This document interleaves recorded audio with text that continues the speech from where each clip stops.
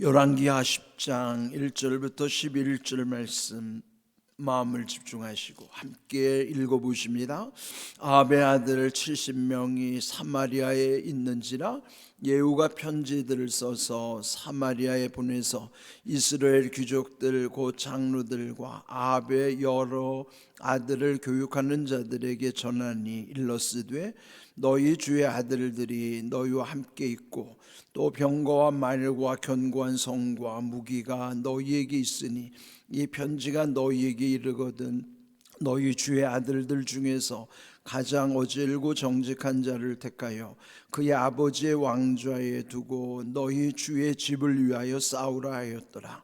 그들이 심히 두려워하여 이르되 두 왕이 그를 당하지 못하였거든 우리가 어찌 당하리요 하고 그 왕궁을 책임지는 자와 그 성읍을 책임지는 자와 장로들과 왕자를 교육하는 자들이 예후에게 말을 전하여 이르되 우리는 당신의 종이라 당신이 말하는 모든 것을 우리가 행하고 어떤 사람이든지 왕으로 세우지 아니하리니 당신이 보기에 좋은 대로 행하라 한지라. 예후가 다시 그들에게 편지를 붙이니 일러스되 만일 너희가 내 편이 되어 내 말을 너희가 들으려거든 너희 주의 아들 된 사람들의 머리를 가지고 내일 이맘때에 이스라엘에 이르러 내게 나오라 하였더라. 왕자 70명이 그 성읍의 귀족들 곧 그들을 양육하는 자들과 함께 있는 중에 편지가 그들에게 이르매 그들이 왕자 70명을 붙잡아 죽이고 그들의 머리를 광주리에 담아 이스라엘 예후에게로 보내니라. 사자가 와서 예후에게 전하여 이르되 그 무리가 왕자들의 머리를 가지고 왔나이다. 이르되 두 무더기로 쌓아 내일 아침까지 문 어귀에 두라 하고 이튿날 아침에 그가 나가서서 뭇 백성에게 이르되 너희는 의롭도다. 나는 내 주를 배반하여 죽였거니와 이 여러 사람을 죽인 자는 누구냐. 그런즉 이제 너희는 알라. 곧 여호와께서 아합의 집에 대하여 하신 말씀은 하나도 땅에 떨어지지 아니하리라. 여호와께서 그의 종 엘리야를 통하여 하신 말씀을 이제 이루셨도다 하니라. 예후가 아합의 집에 속한 이스라엘에 남아있는 자를 다 죽이고 또 그의 귀족들과 신뢰받는 자들과 제사장들을 죽이되 그에게 속한 자를 하나도 생존자를 남기지 아니하였더라. 아멘. 하나님을 일컬어서 우리는 사랑의 하나님으로만 이제 알기 쉽지만은 또 다른 한 면의 하나님의 모습은 공의의 하나님이십니다. 하나님은 우리를 무한히 용서하시기도 하지만은 회개 없는 자에게는 반드시 갚으시는 공의의 하나님이십니다. 공의라는 뜻은요, 공짜가 없다는 것이죠. 하나님은 행한 대로 갚으시는 하나님. 그래서 공의의 하나님을 우리는 늘 두려워해야 되는 거예요. 하나님의 모습이 그저 사랑의 하나님, 그저 마음씨 좋은 할아버지 같은 모습의 하나님이 아니세요. 우리의 죄를 회개하실 때는 한없이 자비로우시고 모든 용서를 다 받아주시는 하나님이시지만 회개하지 않는 자에게는 그 공의대로 갚으시는 하나님이시는 심판의 하나님이심을 또한 잊지 말아야 하는 것이죠. 우리가 지금 읽은 이 본문의 내용은 계속되는 아합 집에 하나님께서 심판하시는 내용입니다. 또 여기 등장하는 예후라고 하는 사람도 그 아합의 아들인 요람, 그 현재의 왕, 그 왕의 신복이었던 사람을 또 기름 부어서 왕으로 삼고 그 예후로 하여금 그 아합의 집안에 이제 심판을 하시는 구체적인 내용입니다. 우리 지난 시간에도 이스라엘에서 이미 3명의 사람들을 이 예후가 처단했던 내용을 말씀을 나눴죠. 그는 북왕국의 요람 왕, 남왕국에 함께 있었던 아하시아 왕, 그리고 가장 악명 높았던 아합의 아내 이스라엘 그 왕비 이세벨, 그 세 명을 처단한 거예요. 요람과 아하시야, 이세벨, 이 세 명을 처단했던 것으로 그치지 아니하고, 그 이스라엘에서 이제 그 북왕국의 수도가 사마리아니까요. 그 사마리아의 본성, 그 본성의 그 본궁, 그 궁궐에 남아 있는 아합 집안의 사람들 또한 이제 이 예후가 그들을 다 이제 척결하는 건데, 이제 오늘 읽은 말씀에 보면은 두 차례에 걸쳐서 먼저 그 사마리아에 있는 사람들에게 편지를 보내는 거예요. 먼저 1절을 보시면 아합의 아들 70명이 사마리아에 있는지라 예후가 편지들을 써서 사마리아에 보내서 이스라엘 귀족들 곧 장로들과 아합의 여러 아들을 교육하는 자들에게 전하니 일렀으되. 지금 이 예후는 이스라엘에서 일단 3명을 죽인 다음에 사마리아에 편지를 보내는 것입니다. 사마리아에는 아합의 아들 70명이 있었다. 근데 아들이 70명이라는 건 뭐냐면 아합의 후손들, 그러니까 거기는 아들들뿐만 아니라 그 손자들, 그 후손들이 70명이 있는데, 네, 그들을 이제 또 척결하기 위해서 거기 사마리아의 유력자들에게 편지를 보내는 것입니다. 그러면서 2절 너희 주의 아들들이 너희와 함께 있고, 이 너희 주라는 것은 지금 아합의 자손들이 지금 너희와 함께 있고, 또 병거와 말과 견고한 성과 무기가 너희에게 있으니 이 편지가 너희에게 이르거든. 그 내용은 3절 너희 주의 아들들 중에서 가장 어질고 정직한 자를 택하여 그의 아들 아버지의 왕좌에 두고 너희 주의 집을 위하여 싸우라. 그건 뭡니까? 그 아합의 자손들 중에서 가장 어질고 정직한 자를 택해서 왕으로 삼고 그 아합의 집을 위해서 너희들이 싸우라. 그럼 뭐예요? 나와 한번 붙어보자, 그런 뜻이에요. 이게 살벌한 이야기죠. 예? 그러면 너희들이 그 왕의 후손들 중에서 이제 왕을 삼은 다음에 한번 나와 싸워보자. 그랬더니 4절 그 편지를 받은 이들이 심히 두려웠다. 두렵죠. 예후를 당해낼 재간이 없잖아요. 그러면서 그들이 말하기를 두 왕이 그를 당하지 못하였거든. 두 왕이 누구예요? 북왕국의 요람왕과 남왕국의 아시아 왕, 두 왕도 지금 죽었는데 그 소식을 다 들었겠죠. 그들 두 왕도 죽었고 예후를 당하지 못했는데 우리가 어찌 당할 것인가. 그러니까 싸움의 대상이 될 수가 없는 것인데, 예후는 왜 그랬을까요? 그들의 심리를 이용한 거예요. 심리전을 벌이는 거예요. 그들을 떠보는 것이죠. 그래서 결국은 그들이 항복하는 것이에요. 5절 그 왕궁을 책임지는 자, 성읍을 책임지는 자, 또 장로들, 또 왕자를 교육하는 자들, 거기 있는 유력한 사람들이 예후에게 전하기를 우리는 당신의 종이라 당신이 말하는 모든 것을 우리가 행하고 어떤 사람이든지 왕으로 세우지 아니하리니 당신이 보기에 좋은 대로 행하라. 그럼 이제 예후가 의도대로 된 거예요. 자, 이제 그들이 다 항복했고 우리가 당신을 맞서지도 않겠지만 이제는 당신이 보기에 좋은 대로 행하라. 당신 마음대로 하시오. 자, 그래서 이제 두 번째 편지를 보내는 거예요. 자, 두 번째 편지의 내용은요, 6절 다시 그들에게 편지를 붙였으면 그 내용은 만일 너희가 내 편이 되어 내 말을 들으려면 너희 주의 아들 된 사람들의 머리를 가지고 내일 이맘때에 이스라엘에 이르러 내게 나오라. 그게 무슨 말입니까? 지금 아합의 남은 자손들 70명의 머리를 가지고 내일 이맘때까지 오라는 거예요. 그게 뭐예요? 머리를 담아 오라는 건 뭐예요? 다 목을 치라는 거죠. 얼마나 잔인합니까? 예? 끔찍한 일 아니에요?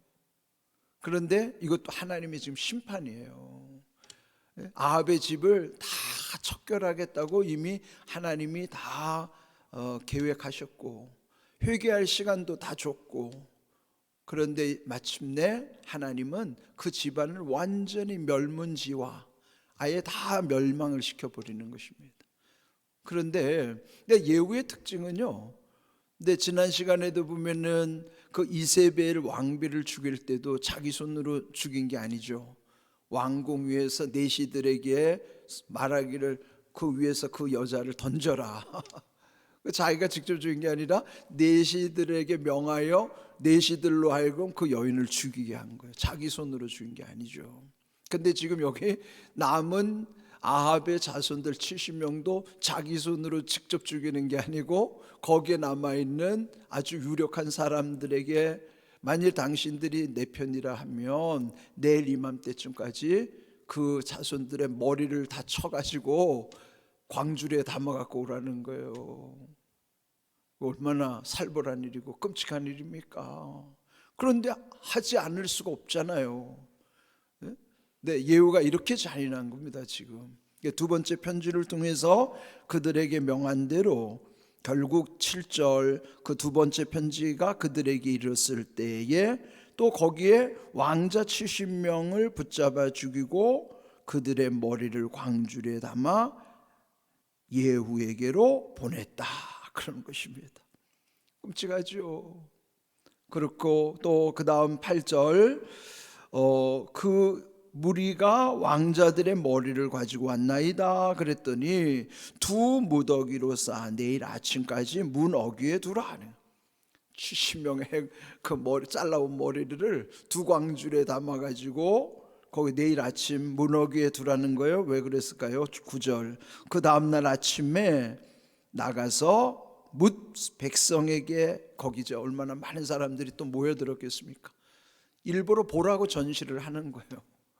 그 백성들이 그거를 보면서 어떤 마음이 들겠습니까? 그런데 이때 예후가 이렇게 말하는 거예요. 둘째 줄 너희는 의롭도다. 그게 뭡니까? 너희는 죄 없다 말이에요. 거기에 남은 백성들은 의롭도다, 즉 너희는 아무 잘못도 없다. 그건 뭡니까? 백성들의 환심을 사는 거예요. 백성들을 안심시키는 거죠. 지금 이렇게 살벌한 분위기가 백성들이 자기들에게까지 미칠지 모른다는 위기의식을 느끼지 않겠어요? 그렇지만은 너희는 아무 죄 없다 그러면서 오히려 자기는 자기 주인 요람 왕을 죽였잖아요. 내 주를 배반하여 죽였거니와 이 여러 사람을 죽인 자는 누구냐? 지금 여기 70명의 그 아합의 자손을 죽인 자 누구냐? 그건 뭐예요? 그 안에 있는 그 명을 받았던 사람들이죠. 근데 더 중요한 사실은 오늘 10절이에요. 오늘 여기 열왕기하 10장 10절은 참 중요한 메시지입니다. 여기 보시면 그런즉 이제 너희는 알라. 오늘 제목입니다. 이제 너희는 알라. 그러면 이제 우리가 알아야 되는 말씀이기도 해요. 우리가 알아야 되는 메시지는 뭔가? 여호와께서 아합의 집에 대하여 하신 말씀은 하나도 땅에 떨어지지 아니하리라. 여호와께서 그의 종 엘리야를 통하여 하신 말씀을 이제 이루셨도다. 예후는 이미 예전에 엘리야 선지자를 통해서 하나님이 하셨던 예언의 말씀을 자기를 통해서 누가 이루신 거예요? 하나님이 이루셨다는 거예요. 근데 자기는 하나님의 심판의 도구로 쓰임을 받은 것이죠. 그런데 이 예후가 말한 대로 엘리야를 통하여 하신 말씀이라고 그랬죠. 그런데 열왕기상 21장 20절부터 24절에 보면 이미 엘리야 선지자를 통해서 지금 이 말씀이 그대로 예언되어 있어요. 그거는 무려 엘리야 선지자니까 지금 이 일이 일어나기 전 한 15년 전에 다 예언된 말씀이에요. 그건 뭐예요? 이미 예언했으면 하나님은 기회도 주시는 거예요. 그런데 여기 중요한 말씀은 하나님이 이미 예언하신 말씀이 하나도 땅에 떨어지지 아니하리라. 자, 이제 너희는 알라. 그럼 오늘 우리도 알아야 되는 내용이 뭘까요? 하나님의 말씀은 하나도 땅에 떨어지지 않는다는 말씀이에요. 하나님의 말씀은 하나도 땅에 떨어지지 아니하고 말씀하신 대로 이루신다는 말씀. 여기 예후가 말한 대로 말씀이 이제 이루셨도다, 지금 성취된 것이죠. 그럼 앞으로도 이루실 것입니다.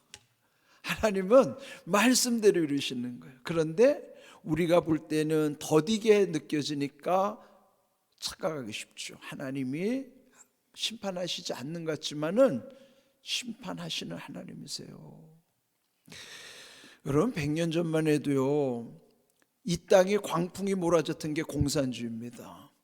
그게 1917년 그 당시 러시아의 볼셰비키 혁명 이후에 공산 정권이, 지금은 이제 사라졌죠.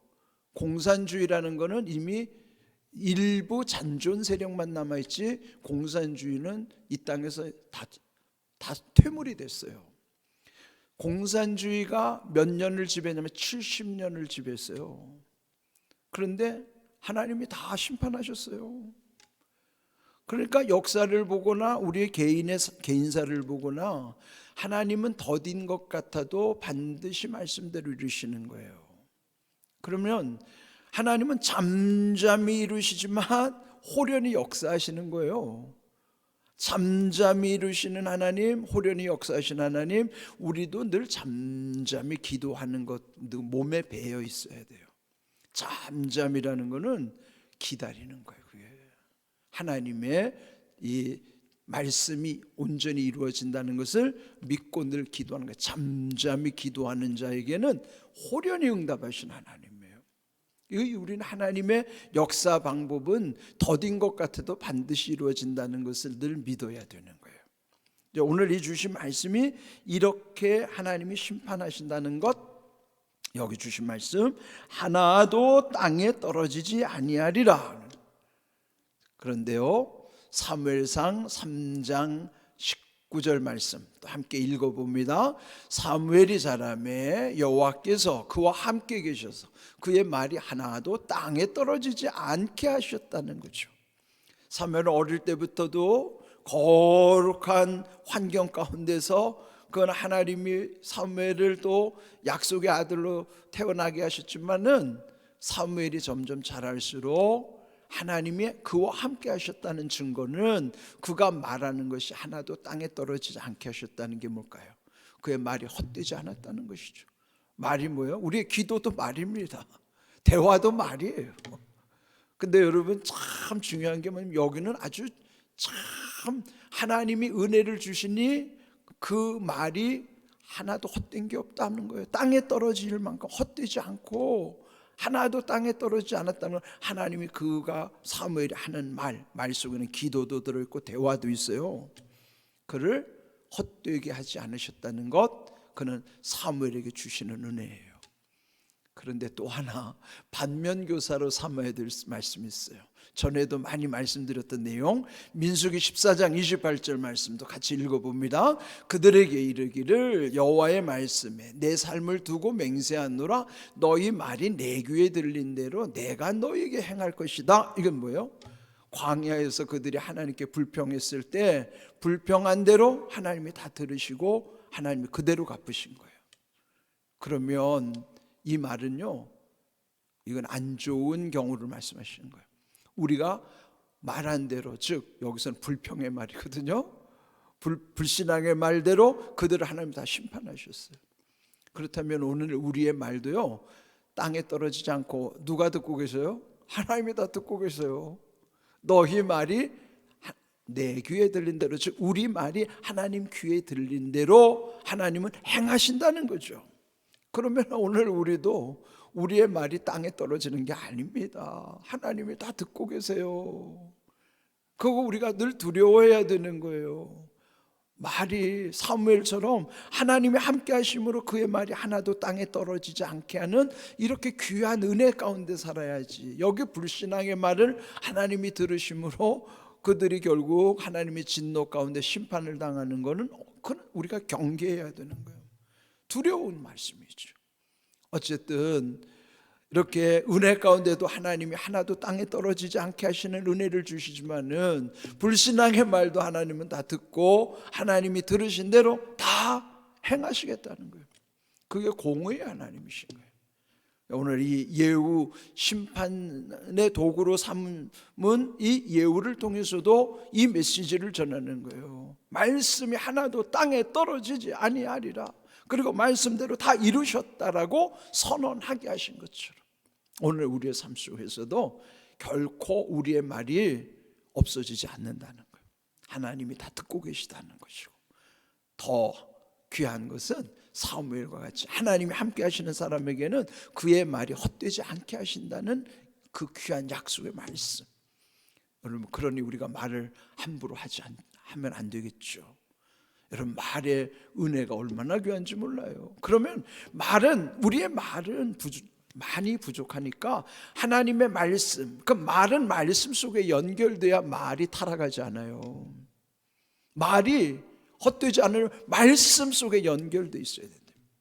이런 귀한 은혜 가운데 여러분의 말도 하나님이 하나도 땅에 떨어지지 아니하고 또 하나님이 들으신 대로 행하신다는 사실 앞에 우리가 늘 겸손하고 두려운 마음으로 모든 일이 온전히 이루어지기를 주님의 이름으로 축복합니다. 아멘.